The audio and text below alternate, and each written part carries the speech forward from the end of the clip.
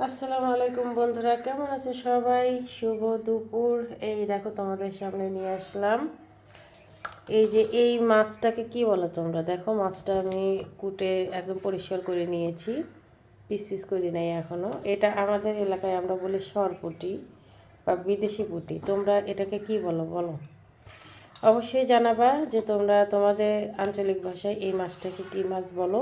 তো বন্ধুরা, এই মাছ দিয়ে আজকে রান্না করব দুপুরের। তো এই মাছটা পিস পিস করে কেটে ধুয়ে পরিষ্কার করে নিয়ে আসি, কেমন? চলো।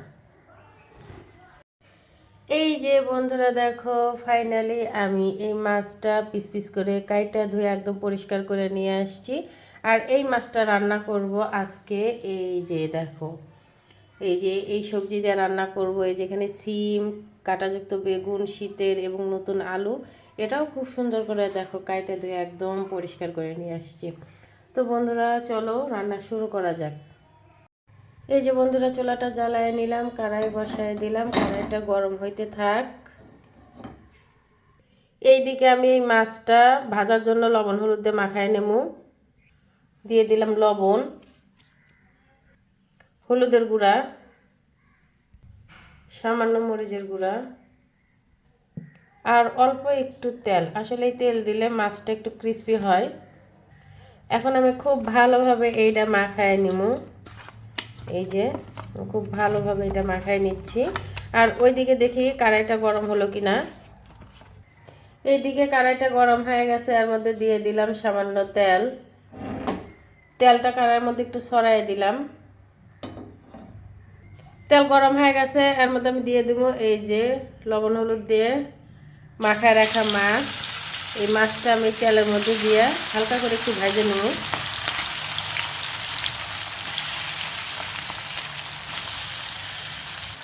মাছটা এক পাশে ভাজা হয়ে গেলে আর এক পাশে উল্টায় দেবো। এভাবে উল্টায় পাল্টায় খুব সুন্দর করে ভাজা নেব। আসলে এই যে বিদেশি পুঁটি, এটা যদি ভাজা রান্না করা যায় তবে একটু ভালো লাগে।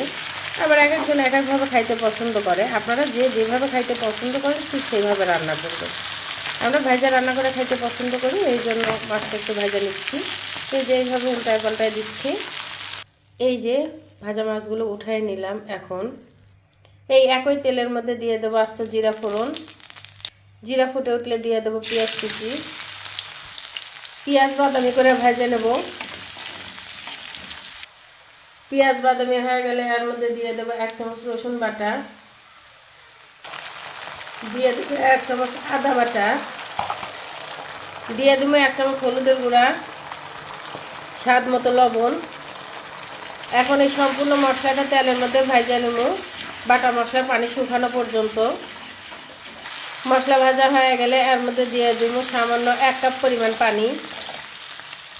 এখন এর মধ্যে দিয়ে দেবো 1 চামচ ধনিয়ার গুঁড়া, 1 চামচ জিরা গুঁড়া, মরিচের গুঁড়া 1.5 চামচ পরিমাণ। এখন এই মশলাটা ভালোভাবে কষায় নিব আমি প্রায় 1.5 মিনিটের মতো। মশলা কষানো হয়ে গেলে এর মধ্যে দিয়ে দিব এই যে কাইটা ধুয়ে রাখা এই সবজিগুলো সম্পূর্ণ এর মধ্যে দিয়ে দিলাম। এখন খুব ভালোভাবে এই মশলার সাথে এই সম্পূর্ণ সবজিটা খুব ভালোভাবে নাড়াচাড়ে মিশিয়ে দেব। খুব ভালোভাবে মেশানো হয়ে গেলে আমি এটা ঢাকা রান্না করে নেব 5 মিনিট। ফিরে আসছি 5 মিনিট পর। ফিরে আসলাম 5 মিনিট পরে, আবার একটু ভালোভাবে আমি নেড়ে দিচ্ছি। এই যে তরকারির মধ্যে যে একটা পানি ছিল এটা শুকায় গেছে, উপরে তেল উঠে এসছে, আমার তরকারিটা খুব ভালোভাবে কষানো হয়ে গেছে। এখন আমি এর মধ্যে দিয়ে দেবো পরিমাণ মতো ঝোল। এখানে আমি দিয়ে দিচ্ছি মেজারমেন্ট গ্লাসে প্রায় 1.5 গ্লাস পরিমাণ পানি। ঝোল দেওয়া হয়ে গেলে আমি এটা খুব ভালোভাবে আবার একটু নেড়ে চেড়ে দিচ্ছি, যেন চারপাশে লেগে থাকা মশলাটা খুব ভালোভাবে এই ঝোলের মধ্যে চলে যায়। এখন আমি বলক ওঠা পর্যন্ত অপেক্ষা করব। ঝোলের মধ্যে বলক উঠে আসলে আমি এর মধ্যে এখন এই যে ভাজা রাখা মাছটা সম্পূর্ণ এর মধ্যে দিয়ে দেব। এই যে মাছটা খুব ভালোভাবে এর মধ্যে আমি ঝোলের মধ্যে ডুবাই দিচ্ছি।